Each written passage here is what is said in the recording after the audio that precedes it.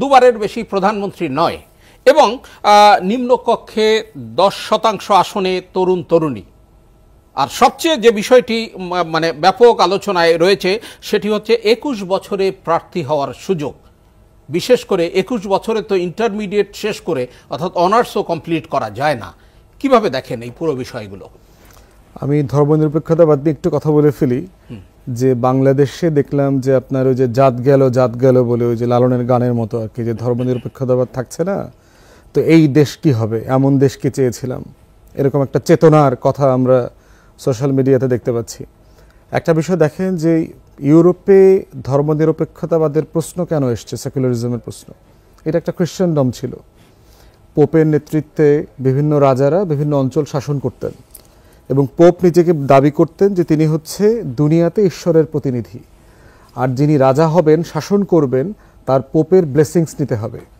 এই জন্য মধ্যযুগে দেখবেন যে ইউরোপের দেশগুলোতে যখন রাজা হতো, তার যে অ্যাসেনশন সেরিমনিটা হইতো, সেখানে কিন্তু আপনাকে এন্থ্রোন করবার জন্য পোপকে যেতে হতো।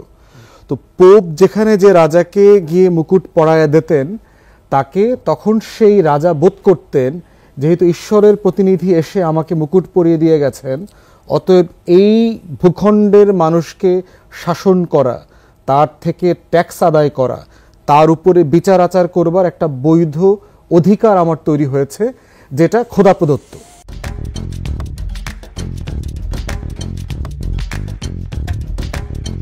এইটা করতে যেতে যেতে বাড়াবাড়িটা এমন জায়গাতে গেছে আপনার, যে খ্রিস্টান পাদ্রীরা যারা ছিলেন তারা আপনার বেহেশত দোজখের টিকিট বিক্রি করা, প্লট ফ্ল্যাটের বরাদ্দ দেওয়া পর্যন্ত শুরু করে দিয়েছিলেন।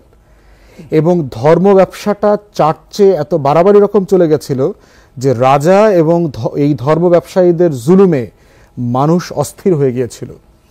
তো সেই বাস্তবতায় দেখুন, এবং আবার একটা মাঝহাবি ঝামেলা তৈরি হয়েছিল। ওদের যে মাঝহাবি ঝামেলা, ক্যাথলিক আছে, প্রোটেস্ট্যান্ট আছে, ক্যালভানিস্ট আছে, মেথডিস্ট আছে, সিক্স ডে অ্যাডভেন্টিস্ট আছে, ইভাঞ্জেলিক্যালস আছে, এই যে অসংখ্য খ্রিস্টান ধর্মের মাযহাব, কোনটা সহি এবং কোনটা সহি না? কারণ পোপ তো ক্যাথলিক, তাহলে তার অনুমতি নিয়ে বিয়ে করতে হয় রাজাকে, তার অনুমতি নিয়ে ডিভোর্স করতে হয়। এই যে কমপ্লেক্সিটি তাদের রুলস, এখান থেকে জনগণ বিদ্রোহ করেছে, বের হয়ে আসতে যাচ্ছে। তো এই যে 100 বছরের গৃহযুদ্ধ আপনার, এখান থেকে বের হয়ে আসার পরে রেনেসান্সের স্কলাররা এই কনক্লুশনে এসছেন যে আমাদের এমন একটা আইডিয়া দরকার যে রাজা যিনি শাসক হবেন তিনি কোনো মাযহাবের প্রতি দুর্বল থাকবেন না। ধর্ম না, কিন্তু মাযহাব, ধর্ম খ্রিস্টানিটি, কিন্তু এর মধ্যে কে কোন মাযহাব ফলো করেন তার ভিত্তিতে তিনি জুলুমের শিকার হবেন না। সেই ফেরকাবাজি নিরপেক্ষতার একটা জায়গা থেকে সেকুলারিজমের আইডিয়া আসছে। বাংলাদেশে সেকুলারিজম কেন লাগবে? আমরা কি ধর্মরাষ্ট্র ছিলাম? এখানে কি ধর্মযুদ্ধ হয়েছে? এখানে কি আলেম ওলামায়ে কেরামরা শরিয়া আইন কায়েম করেছিলেন? এখানে কি হুদুদের আইন বাস্তবায়ন করা হয়েছিল? কোনো কিছু ছিল না। তাহলে আমার এখানে সেকুলারিজমটা কেন লাগবে? আমার হিস্টোরিক্যাল সে কনটেক্সট নাই। তো এই রিয়ালিটিতে এটা একটা ইম্পোজ করা জিনিস, এটা প্রয়োজন ছিল না। আমার ডেমোক্রেসি থাকলে হতো। তো সেই জায়গাতে বোধ করছি যাদের জাত চলে যায় মনে করছে তাদের একটু হিস্ট্রির সাথে একটু কনসাল্ট করা দরকার। এবং বিচলিত হবার মতো কোনো ঘটনা অ্যাবসলিউটলি কিছুই হয়নি, কিছুই হয়নি। দ্বিকক্ষ বিশিষ্ট আইনসভা, আমি নীতিগতভাবে এবি পার্টি এবং আমরা দ্বিকক্ষ বিশিষ্ট সংসদের বিপক্ষে। হিস্টোরিক্যাল কারণটা কি দেখেন, ব্রিটিশ পার্লামেন্টে হাউস অফ লর্ডস কেন তৈরি করতে হয়েছে? কারণ ইংল্যান্ডে জমিদারি প্রথা ছিল। রাজা আপনার তালুকদারি দিয়ে দিত যে লিডসের তালুকদারি তোমার, ব্রিস্টলের তালুকদারি তোমার, বার্মিংহামের তালুকদারি তোমার, তুমি এই এলাকা থেকে ট্যাক্স আদায় করে আমাকে দিবা। তাহলে এখানে ক্লাসিফিকেশনটা দেখেন, সমাজের সবার উপরে রাজা আছে, রাজা তার জমিদার অ্যাপয়েন্ট করে দিয়েছে বিভিন্ন অঞ্চলে, আর এরপরে হচ্ছে প্রজা। এই যে কাঠামোটাকে যখন আপনার act of settlement, civil war, এই যে লম্বা গৃহযুদ্ধের মধ্য দিয়ে তার যে ডেমোক্রেটিক ট্রানজিশন, সেখানে রাষ্ট্রের প্রত্যেক স্টেক হোল্ডারকে তাকে অ্যাকোমোডেট করতে হয়েছে। তো কিভাবে করবে সে? জমিদারিরা সাধারণ মানুষের সাথে সংসদে বসবে না, কারণ প্রজার সাথে আমি বসি কিভাবে? তখন তার উচ্চ কক্ষ লাগবে, তখন তার আপার ক্লাস লাগবে। তো এখন প্রশ্ন হচ্ছে যে আমার এখানে কি নমশূদ্রের আলাদা পার্লামেন্ট আর ব্রাহ্মণের আলাদা পার্লামেন্ট দরকার? হিস্টোরিক্যালি এই রিয়ালিটি বাংলাদেশে এবং আমার এখানে এক্সিস্ট করে না। আমার জমিদারি প্রথা ছিল, 1793 সালে আমার এখানে পার্মানেন্ট সেটেলমেন্ট হয়েছে, ব্রিটিশরা ট্যাক্স আদায়ের জন্য ব্রিটিশ মডেলে এখানে জমিদারি প্রথা চালু করেছে। কিন্তু সেই লড়াইটাইতে ছিল পাকিস্তান আন্দোলনের লড়াই, পাকিস্তান রাষ্ট্র বানানোর লড়াই, এবং সেই লড়াইটা সাকসেসফুলি করা হয়েছে করে 1950 সালে প্রজাস্বত্ব আইনের মধ্য দিয়ে এই জমিদারি প্রথা বিলোপ করা হয়েছে। তাহলে যে জিনিস বিলুপ্ত হয়ে গেছে এবং একটা ইউনিভার্সাল ভোটিং সিস্টেমে আমরা চলে আসছি, সেই জায়গাতে ব্রাহ্মণের সংসদ আর নমশূদ্রের সংসদ করবার কোনো প্রয়োজন নাই। তৃতীয় প্রবলেম হচ্ছে এইখানে আপনার ল মেকিং এর ক্রাইসিস। আমরা যারা আইনের ছাত্র ওখানে লম্বা সময় থেকেছি, প্র্যাকটিস করেছি, আপার হাউস এবং লোয়ার হাউসের যে পিং পং বলে আর কি লিগ্যাল ওয়ার্ড, যে এই হাউস থেকে আপনি রিকমেন্ডেশন দিয়ে হোয়াইট পেপার পাঠালেন, তারা ডিবেট করলে আবার কাউন্টার রিকমেন্ডেশন দিয়ে আবার এই হাউসে পাঠাইলো, আবার গ্রিন পেপার তৈরি হইলো, আবার বিতর্ক হইলো। এইটা করবার জন্য যে ম্যাচিউরিটি, পলিটিক্যাল ম্যাচিউরিটি দরকার, সেই ম্যাচিউরিটি তো এই রাষ্ট্রে নাই। এই রাষ্ট্রে এখন আমরা যারা পলিটিক্যাল মানে রাজনৈতিক কর্মী, আমার দৃষ্টিতে তো আমি 100 লোক সংসদ সদস্য হওয়ার মতো যোগ্য দেখি না তো বাংলাদেশে। যারা এই ভাঙ্গাচোরা সংসদে সংসদ সদস্য হওয়ার যোগ্যতা যেটা বলে দেওয়া আছে, যে সে লেজিসলেশন বোঝে কিনা, সে রুলস অফ বিজনেস তৈরি করতে পারে কিনা, সে রাষ্ট্রের নীতিমালা প্রণয়ন করতে পারবে কিনা, এই রকম যোগ্য 100 পলিটিশিয়ান আপনি এমপি বানাইতে পারবেন না। তাহলে সেই হাউসে আপনি 400 লোক কোথায় পাবেন? প্র্যাকটিক্যাল না তো। এরপরে পিং পং ডিল করবেন কিভাবে? বরং আমি দেখতে পাচ্ছি দ্বিকক্ষ বিশিষ্ট পার্লামেন্ট যেটা হবে, এটা একটা পুনর্বাসন কেন্দ্রে পরিণত হবে। বড় দলগুলো যেভাবে একটা আসনে 5 জন নমিনেশন চায়, এখান থেকে একটা বিশাল চাঁদাবাজির বাণিজ্য তৈরি হবে। একজনের মাধ্যমে শুধু টাকা নিত না, এখন 3 জনের কাছ থেকে টাকা খাবে এবং বাকি 2 জনকে আপনার ওখানে পুনর্বাসন করবে।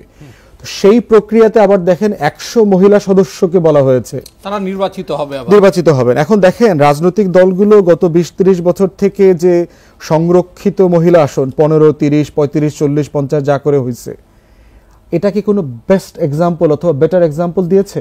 আমরা কি ভালো 10 জন নারী সংসদ সদস্য পেয়েছি? তাহলে রাজনৈতিক দলের রুচির জায়গাটাও যেমন দেখতে হবে, যারা সংসদে গেছেন নারী কোঠায়, তারা কি খুব ভালো পারফর্ম করেছেন রাষ্ট্রকে রিপ্রেজেন্ট করা, নারীদের স্বার্থ রিপ্রেজেন্ট করা? আমরা তো 2 নারী নেত্রীর শাসন দেখেছি গত 40+ বছর, 30+ বছর। তো সেই জায়গাতে আমি বোধ করছি, এবং আমার ভোটারদের ভোট যেটা ক্রাইসিস, এদের সাথে ভোটার নাই। তারা গান শুনে ভোট দেয়, তারা ফুসপানি খেয়ে ভোট দেয়, তারা অটো পাঠাইলে পরে ভোট দিতে আসে, তারা টাকা নগদে বিকাশে দেবেন পরে তারা ভোট দিতে আসবে, তারা কুদ্দুস বয়াতি আর মমতাজকে নিয়ে কনসার্ট করবেন পরে, তারপরে তারা ভোট দিতে আসবে। তো যেই দেশে ভোটার নাই, সেখানে আপনি তো রাইট লোক নির্বাচন করবার পরিবেশে আপনি পাচ্ছেন না। তো সেখানে যেখানে আমি 300 পাচ্ছি না, সেখানে আপনি 500 দায়িত্ব আমাকে দিচ্ছেন। তো এই জন্য আমি বোধ করি যে এই বাস্তবতায় এত কমপ্লেক্স ইলেকটোরাল সিস্টেম, যদি আপনি একটু টাচ করে দেন, এরপরে ইলেকটোরাল প্রসেস এটা হবে না। 21-এর প্রবলেম হচ্ছে যে ইংল্যান্ডে এক্স্যাক্টলি বার করা নাই, বাট তাদের ট্র্যাডিশন যেটা, সেটা হচ্ছে তারা বোধ করে শিক্ষার সাথে সাথে জীবন ঘনিষ্ঠ কিছু কাজের অভিজ্ঞতা থাকা দরকার। তা না হলে পার্লামেন্টে আসলে সে জনগণকে, সমাজকে, শ্রমজীবী মানুষকে রিপ্রেজেন্ট করতে পারবে না। কারণ কমন্স মানে কি? সাধারণ মানুষের সংসদ, প্রজাদের সংসদ, নমশূদ্রের সংসদ। তাহলে সেই সংসদে যদি এমন এমন লোক আসেন যারা তরুণ, আন্দোলন করেছেন, সংগ্রাম করেছেন, এই বাস্তবতায় যদি আসেন, তারা জীবন ঘনিষ্ঠ হতে পারবেন না। কম্পিটেন্সের একটা ঘাটতি আছে। 1-2 জন হয়তো ফেনোমেনালি এক্সেপশনাল হতে পারে, কিন্তু লার্জলি মোটা দাগে শুধু 21-এর বয়স দিয়ে এটা হবে না। বরং আমি বয়সের ব্যাপারে এত রিজিড না, আমি ক্রাইটেরিয়া সেট করতে চাই জীবন ঘনিষ্ঠ অভিজ্ঞতা আছে কিনা। 70-এর পার্লামেন্টে দেখেন ছাত্রলীগের ব্যাকগ্রাউন্ডে কিন্তু প্রচুর তরুণ 30-35-এর নিচে ছেলেপেলেকে কিন্তু শেখ মুজিব তখন এমপি বানায় নিয়ে আসছিল। বাংলাদেশের ইতিহাসের সবচেয়ে বর্বর এমপি প্রজাতি ছিল সেই সংসদের লোকরা। গুন্ডা, পান্ডামি করা, বিহারীদের জমি দখল করা, হেন কোনো অপকর্ম নাই এই তরুণ এমপিরা করে নাই। এবং বর্তমান তরুণ প্রজন্মের লোকরাও কিন্তু অনেকে এই দুর্নীতিতে, অপকর্মে জড়ায় গেছে। অতএব সেই বাস্তবতায় বয়সে না গিয়ে শর্তে যাওয়া দরকার। স্থানীয় সরকার নির্বাচন আগে করবার কথা বলা হচ্ছে এবং এরপরে জাতীয় সংসদ নির্বাচন।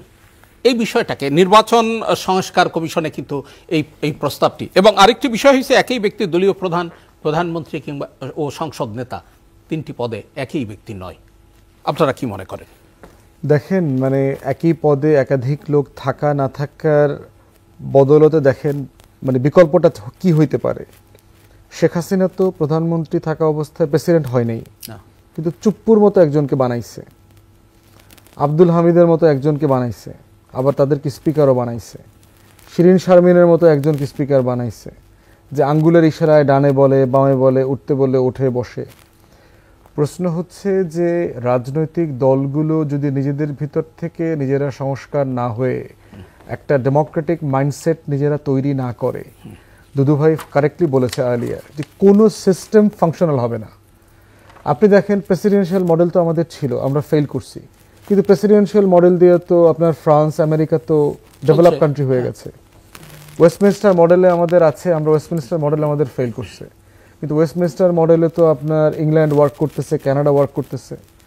তাহলে প্রশ্ন হচ্ছে যে মডেল জরুরি, দরকার, একটা ফাংশনাল মডেল দরকার, কিন্তু মডেলের পিছনে মানুষগুলো গুরুত্বপূর্ণ। এই মানুষগুলো কারা এবং এই মানুষগুলো কি নীতির উপরে ভিত্তি করে তার দল পরিচালনা করেন, সেই জায়গাতে যদি গুণগত পরিবর্তন না আসে, একটা কালচারাল মাইন্ডসেট যদি শিফট না হয়, তাহলে এটা গুরুত্বটা মানে যেভাবে আমরা চাচ্ছি সেটা ওয়ার্ক করবে না। উচ্চকক্ষে আরেকটা সংকট দেখেন যে উচ্চকক্ষ যেহেতু ধরে নেওয়া হচ্ছে সমাজের বিদগ্ধ জন, তাদেরকে আনবেন টানবেন, এটা প্রশ্ন হচ্ছে সমাজের বিদগ্ধ জনদের কি আসলে পার্লামেন্টে আসা উচিত কিনা। কারণ হচ্ছে যে কোনো একটা রাজনৈতিক দল তো তাকে নমিনেট করবে, তো নমিনেট করার পরে তার অ্যালাইনমেন্টের প্রশ্ন কিভাবে হবে? তিনি কি ইন্ডিপেন্ডেন্ট মেম্বার আকারে ওখানে রোল প্লে করবেন, না তার পলিটিক্যাল, না তার হুইপিং থাকবে, না তার হুইপিং থাকবে? তাকে কি আপনি হুইপিং থেকে উইথড্র করছেন, না তার হুইপিং থাকবে?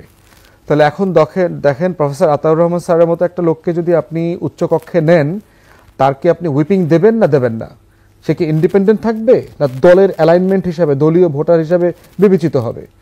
তাহলে প্রশ্ন হচ্ছে তাকে আপনি বিদগ্ধ জন আকারে আনলেন, কিন্তু এরপরে তাকে আপনি দলের বানাইলেন, তাহলে এই উচ্চকক্ষ কিভাবে ফাংশন করবে? যে আপনি 25, 30, 50, 100 লোক বিদগ্ধজন আইনা দলের মার্কা লাগাই দিলেন। দ্বিতীয়ত হচ্ছে যেহেতু বিদগ্ধজনের প্রশ্ন আসবে, প্রত্যেকটা রাজনৈতিক দল পেশাজীবী সংগঠনগুলো থেকে তার ল্যাসপেন্সার খুঁজে বের করবে যে এই সাংবাদিক সমিতি থেকে আমার লোক নিতে হবে, এই লয়ারদের থেকে আমাকে লোক নিতে হবে, এই ডক্টরস অ্যাসোসিয়েশন থেকে আমাকে লোক নিতে হবে, এই অ্যাকাউন্টেন্টস ফোরাম থেকে আমাকে লোক নিতে হবে, ইঞ্জিনিয়ারদের থেকে লোক নিতে হবে। এবং যেটা হবে প্রত্যেকটা প্রফেশন এই লেভেলে পলিউটেড হবে যে প্রত্যেকটা প্রফেশন আপনার ডিসফাংশনাল হয়ে যাবে। হাসপাতাল ডিসফাংশনাল হয়ে গেছে, অলরেডি হয়ে গেছে। আমাদের পেশাজীবী সংগঠন থাকার কারণে কি হয়েছে, আপনি হাসপাতালগুলোতে যান, গত 16 বছরে মনে হবে আওয়ামী লীগের office, Mujib corner, Sheikh Hasina corner, Russel corner, অমুকের সালাম নিন, তমুকরে ভোট দেন, শ্রমিক সংগঠন, টোটালটা মিলে একটা পলিউটেড ক্রাইসিস তৈরি করবে। এবং দিন শেষে আমরা যেটা চেয়েছিলাম তার কিছু এখানে অর্জিত হবে না, কারণ দিন শেষে পলিটিক্যাল পার্টি এটা অ্যাপয়েন্ট করবে, তার কোনো ক্রাইটেরিয়া আপনি বাধ্য করতে পারছেন না। থার্ড হচ্ছে যেটা জিজ্ঞেস করেছেন যে আপনার একই ব্যক্তি কোন পদে থাকা না থাকা নিয়ে। দেখেন, একই ব্যক্তি থাকা না থাকায় কি যায় আসে যদি আপনি তার রোল ঠিক না করে দেন। প্রেসিডেন্টের বক্তব্য দেওয়া হয় সংসদে, ওইটা ক্যাবিনেটে পাস হয়ে যায়। এক্স্যাক্টলি। তাহলে প্রশ্ন হচ্ছে ক্যাবিনেট কে চালাচ্ছে? প্রধানমন্ত্রী। তাহলে আপনি হচ্ছে যে এক ব্যক্তি এখানে থাকলো বা না থাকলো, যেহেতু আপনি চাকর বাকর গোলামদেরকে অ্যাপয়েন্ট করবেন বিভিন্ন জায়গায়, সে তো অঙ্গুলি হেলনের দিকে তাকায় থাকবে, ডানে বললে ডানে বলবে, বায়ে বললে বায়ে বলবে। তার এই সেন্স অফ ডিগনিটি এবং ফ্রিডম তার ভিতরে নাই। তো আমাদের সংসদের সংরক্ষিত আসনের যে এক্সপিরিয়েন্স, আমাদের রাজনৈতিক দলের অ্যাপয়েন্টমেন্টের যে এক্সপিরিয়েন্স, নির্বাচিত হওয়ার যে এক্সপিরিয়েন্স, দিন শেষে এর বাইরে মোটা দাগে রাজনৈতিক সংস্কৃতি বদলায় গেছে, এইটা আমি এখনো দেখতে পাচ্ছি। ব্যারিস্টার ফুয়াদ, স্থানীয় সরকার নির্বাচন আগে জাতীয় নির্বাচন, এটা দেখেন সিএসপি খুব পরিষ্কার করে এই ব্যাপারে কথা বলেছেন। এটার মোটা দাগে যে কাজ সেটা হচ্ছে ভোটার তালিকাটা হালনাগাদ করা। এবং যদিও নির্বাচন কমিশন একটা ফান্ডামেন্টাল জায়গা আমি এখনো দেখি নাই, তারা ভোটারদেরকে ভোটার করবার জন্য কি প্রস্তাব করেছে আমি এখনো দেখি নাই, আমার চোখে কোনো কিছু পড়ে নাই। জাহিদ ভাইকে পার্সোনালি এই বিষয়ে আমি কথা বলেছি যে ভোটার তালিকা তো হালনাগাদ করতে হবে। 12 কোটি 10 লাখ ভোটার, হিউজ ব্যাপার। সিইসি বলছেন যেহেতু 2001-এর পরে বাংলাদেশে কোনো ক্রেডিবল ইলেকশন হয় নাই গত 23 বছরে, আপনার তো kind of a door to door গিয়ে এখন ভোটার তালিকা তৈরি করতে হবে। লক্ষ লক্ষ 3.5-4 কোটি মানুষ ভোট দেয় নাই, তরুণরা, এদেরকে যোগ করতে হবে। আওয়ামী লীগের কবরস্থান লীগ আছে, গুজব লীগ আছে, শিশু লীগ আছে, বাহিরের লীগ আছে, এত লীগের ভোটার বাতিল করতে হবে। বলা হচ্ছে যে আপনি এনআইডি কার্ড দিয়ে ভোট দিতে পারবেন। এনআইডি কার্ড কি আমাদের সবার কাছে আছে? আমরা যারা আবেদন করেছি 4 বছর 5 বছর 7 বছর হয়ে গেছে, আমরা তো এখনো প্রিন্ট করে চালাইতেছি। তাহলে আপনি যদি বারকোড সিমওয়ালা এনআইডি কার্ড দিতে না পারেন, তাহলে এটা স্ক্যান করবেন কিভাবে আপনি ইলেকশনের দিন? এর ভিতরে 6.5 কোটি মানুষের ভোটারের তালিকা অলরেডি ভারতের মার্কেটে বিক্রি হয়ে গেছে, লক্ষ লক্ষ কোটি টাকা লেনদেন হয়ে গেছে। এই বাস্তবতায় সিএসি বলছেন এই বছরের অক্টোবর থেকে আগামী বছরের মার্চ লেগে যেতে পারে শুধু নির্বাচনের তালিকাটা ফাইনাল করবার জন্য। তাহলে আপনি কিভাবে নির্বাচন করবেন? তো তারপরে আলোচনায় আসবে হচ্ছে যে আপনি স্থানীয় নির্বাচন করতে পারবেন না জাতীয় নির্বাচন করতে পারবেন। ওইটা হয়ে গেলে আপনি ঐক্যমতের ভিত্তিতে করেন, পলিটিক্যাল পার্টিকে ডাকেন, সবাই যদি আগে দিতে বলে এটা দেন ওইটা দেন। না, আমি আশাবাদী। আমি বারবারই দেখতে পাচ্ছি, আজকেও যেহেতু আপনার ফরেস্ট সার্ভিস একাডেমিতে অন্তর্বর্তীকালীন সরকারের প্রধান উপদেষ্টা, আদার উপদেষ্টাদের সাথে রাজনৈতিক দলের মিটিং ছিল, আমি লার্জলি মোটা দাগে আসলে খুব বেশি দ্বিমত দেখতে পাচ্ছি না। সমস্যা যেটা হয়েছে যে 16 বছরের ফ্যাসিবাদ যে ট্রমা তৈরি করেছে, এই ন্যাশনাল ট্রমার একটা জায়গা হচ্ছে সিঙ্গুলার ওপিনিয়ন। হাসিনা বলেছে, আওয়ামী লীগ বলেছে, গণভবন, বঙ্গভবন একই জিনিস বলেছে। তো মতামতের যে বৈচিত্র্য আছে এইটা আমরা ভুলে গেছি। যে 10টা দল 10টা মত দিলেই এখানে সংকট তৈরি হচ্ছে ব্যাপারটা তা না, এখানে জুজুর ভয় তৈরি হচ্ছে ব্যাপারটা তা না, বিএনপি জামাতের ভিতরে ফাটল ধরে গেছে ব্যাপারটা তা না। সমস্যা হচ্ছে আমাদের অভ্যস্ততার প্রশ্ন।